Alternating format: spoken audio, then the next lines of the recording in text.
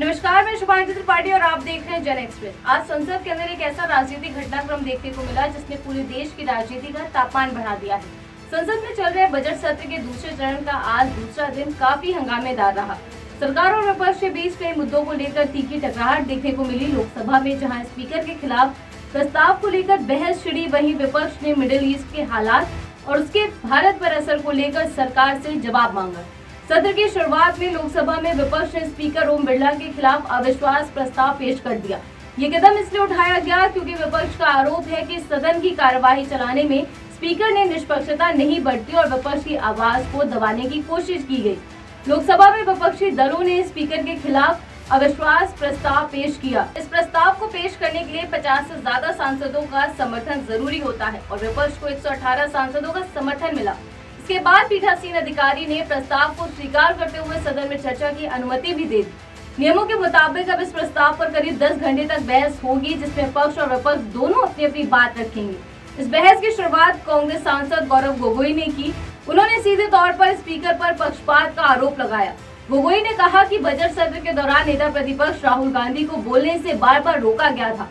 उनका दावा है कि करीब 20 बार राहुल गांधी को टोक दिया गया और उन्हें रूल बुक दिखाकर बैठने के लिए कहा गया। गौरव गोगोई ने अपनी स्पीच में एक उदाहरण भी दिया। उन्होंने कहा कि राहुल गांधी ने अपनी बात रखते हुए एक आर्टिकल का हवाला दिया था, लेकिन उन्हें ऐसा करने से मना कर दिया गया। वहीं दूसरी तरफ सत्ता पक्ष के कुछ सांसद सदन में ऐसी किताबें लेकर आए जो भारत में बैन है, लेकिन उन्हें कुछ नहीं कहा गया। गोगोई का कहना था कि ये दोहरा रवैया लोकतंत्र के लिए ठीक नहीं है और सदन में समान नियम सभी पर लागू होने चाहिए। इसी मुद्दे पर लोकसभा में जमकर बहस हुई। सत्ता पक्ष के सांसदों ने इन आरोपों को पूरी तरह से खारिज कर दिया और कहा कि स्पीकर पूरी निष्पक्षता के साथ सदन चला रहे हैं। लेकिन इस मुद्दे को लेकर सदन का माहौल काफी गर्म रहा और कई बार नारेबाजी भी देखने को मिली। इसी दौरान AIMIM सांसद असदुद्दीन ओवैसी ने भी नियमों का हवाला देते हुए एक अहम मुद्दा उठाया। उन्होंने पॉइंट ऑफ ऑर्डर के जरिए कहा कि जब स्पीकर को हटाने के प्रस्ताव पर चर्चा हो रही हो तो स्पीकर खुद उस कार्यवाही की अध्यक्षता नहीं कर सकते। ओवैसी ने ये भी कहा कि अभी तक लोकसभा में डिप्टी स्पीकर की नियुक्ति नहीं हुई है, इसीलिए सवाल उठता है कि इस बहस को कौन संचालित करेगा। दरअसल डिप्टी स्पीकर का पद लंबे समय से खाली है और ये मुद्दा पहले भी कई बार उठ चुका है।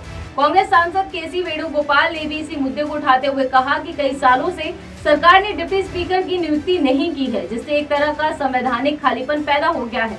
उनका कहना था कि सदन को ऐसे सदस्य का चुनाव करना चाहिए जो इस महत्वपूर्ण बहस के दौरान कार्यवाही की अध्यक्षता कर सके।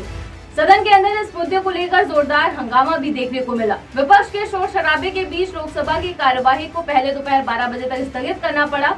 जब सदन की कार्यवाही दोबारा शुरू हुई तो इस बार अध्यक्ष की कुर्सी पर सांसद जगदम्बिका पाल बैठे नजर आए। उन्होंने बताया कि विपक्ष द्वारा दिए गए कई नोटिसों को खारिज कर दिया गया है, जबकि सदन में जरूरी दस्तावेज टेबल पर रखे जा रहे हैं।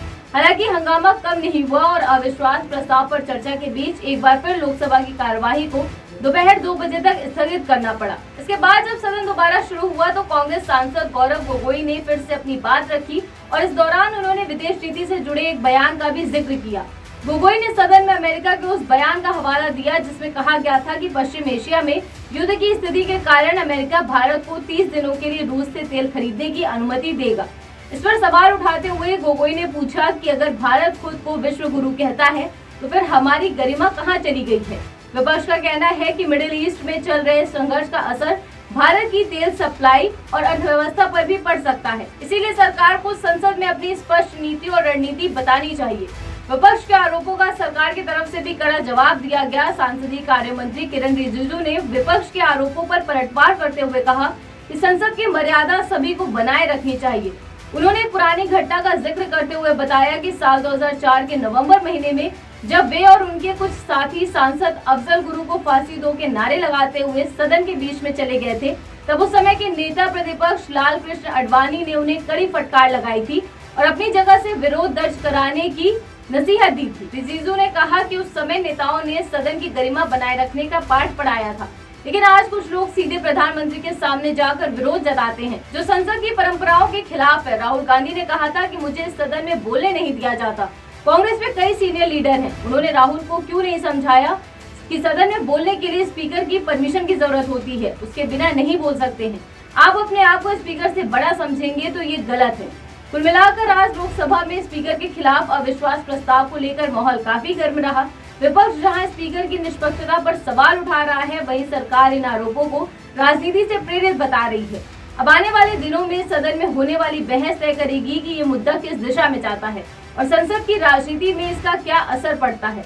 फिलहाल इतना ही, लेकिन सदन के इस राजनीतिक घमासान की हर बड़ी अपडेट हम आपको लगातार देते रहेंगे। आप जुड़े रहिए जन एक्सप्रेस के साथ। धन्यवाद।